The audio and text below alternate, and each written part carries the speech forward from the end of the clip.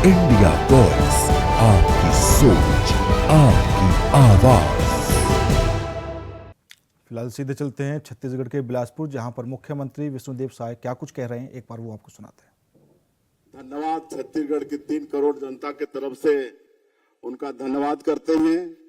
और आज के समारोह की अध्यक्षता कर रहे कुलाधिपति हमारे प्रदेश के माननीय राज्यपाल श्री रमेन डेका जी, हमारे प्रदेश के उप मुख्यमंत्री श्री अरुण साव जी, हमारे प्रदेश के उच्च शिक्षा मंत्री आदरणीय श्री टंकराम वर्मा जी, हमारे सभी विधायकगण, विश्वविद्यालय के कुलपति आचार्य श्री अरुण दिवाकर नाथ वाजपेयी जी, कुल सचिव श्री तारनीश गौतम जी, विश्वविद्यालय कार्य परिषद एवं विद्या परिषद के मान्य सभी सदस्यगण, आचार्यगण, अध्ययन मंडल के सभी सदस्यगण, अधिकारीगण, कर्मचारीगण, मीडिया के साथी तथा प्रिय विद्यार्थियों, आप सभी को मेरा सादर नमस्कार, जय जोहार। आज हम सभी दीक्षांत समारोह जैसे विशेष अवसर पर यहाँ एकत्र हुए हैं, जहाँ ज्ञान, परिश्रम और सफलता की खुशी पूरे परिसर को एक नई ऊर्जा और प्रेरणा से भर रही है। यह दीक्षांत समारोह न केवल एक कार्यक्रम है, बल्कि हमारे विद्यार्थियों के सपनों और संकल्पों का उत्सव है। हर विद्यार्थी, माता पिता और शिक्षक इस दिन के इंतजार में होते हैं। राज्य में हमने नई राष्ट्रीय शिक्षा नीति 2020 लागू की है।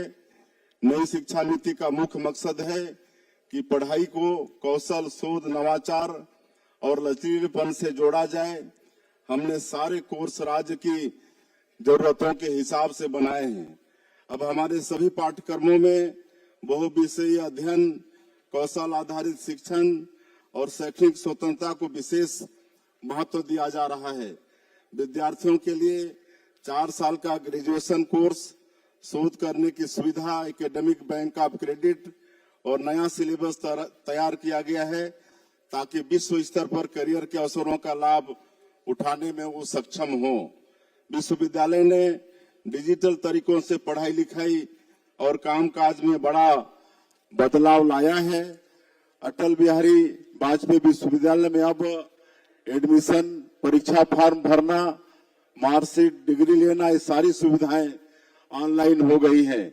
यह परिवर्तन समय के मुताबिक विद्यार्थियों को सरल, पारदर्शी तथा त्वरित सेवाएं देने की दिशा में एक महत्वपूर्ण कदम है।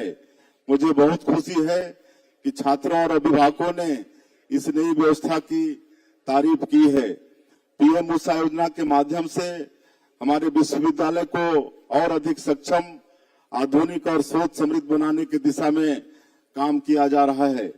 हमें उम्मीद है कि यह मदद विश्वविद्यालय को संसाधनों से भरपूर बनाएगी और पढ़ाई की गुणवत्ता को भी बढ़ाएगी। राज्य के विश्वविद्यालयों को छत्तीसगढ़ की जरूरतों के हिसाब से शोध करना चाहिए। हमारे शोध छात्रों को स्थानीय समस्याओं, आदिवासी परंपराओं, खेती, किसानी, पर्यावरण, भाषा, साहित्य, समाज और नई तकनीक पर काम करने के लिए खास प्रोत्साहन मिलना चाहिए।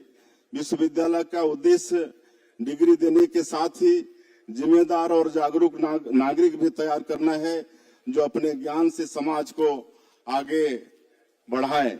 प्रिय विद्यार्थियों, आज का दिन आपके जीवन का बहुत महत्वपूर्ण पड़ाव है। आपने कड़ी मेहनत, अनुशासन और दृढ़ इच्छा शक्ति से यह उपलब्धि हासिल की है। लेकिन याद रखें, यह डिग्री आपकी यात्रा का अंत नहीं, बल्कि एक नई शुरुआत है। आज जो सम्मान आपको मिल रहा है, उसके पीछे आपके माता पिता के सपने, शिक्षकों का मार्गदर्शन और आपकी खुद की मेहनत है। जीवन में मुश्किलें आएंगी, लेकिन लगातार मेहनत और सकारात्मक नजरिया आपको हमेशा आगे ले जाएगा। आप शिक्षा, रोजगार, उद्यमिता, प्रशासन जैसे किसी भी क्षेत्र में जाएं, हमेशा सच्चाई, नैतिकता और समर्पण बनाए रखें, क्योंकि यही आपके चरित्र की वास्तविक पहचान होगी। मैं विश्वविद्यालय के समस्त प्राध्यापकों को भी साधुवाद देना चाहूंगा, जिन्होंने पूरे वर्ष विद्यार्थियों के भविष्य को संवारने में अपनी पूरी निष्ठा और ऊर्जा लगाई है। किसी विश्वविद्यालय की असली ताकत उसके भवनों या सुविधाओं में नहीं, उसके प्राध्यापकों और विद्यार्थियों में होती है। मुझे गर्व है कि अटल बिहारी वाजपेयी विश्वविद्यालय अपने अच्छे शिक्षकों और विद्यार्थियों की वजह से लगातार आगे बढ़ रहा है। आप जहां भी जाएं, अपने विश्वविद्यालय और प्रदेश का नाम रोशन करें, अपने परिवार का सम्मान बढ़ाएं और राष्ट्र के विकास में सक्रिय योगदान दें। याद रखें, सच्ची शिक्षा वही है जो आपको विनम्र बनाए, सच्चा ज्ञान वही है जो आपको जिम्मेदार बनाए और सच्ची सफलता वही है जो समाज के काम आए। आज आपके हाथ में डिग्री है, लेकिन इसका असली मूल्य।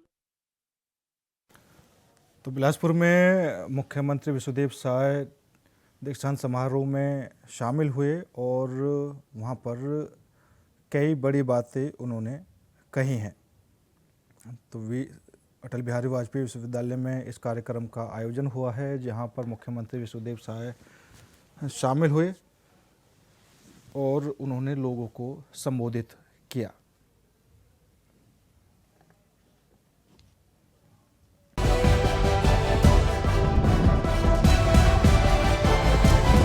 इंडिया वॉइस, आपकी सोच, आपकी आवाज।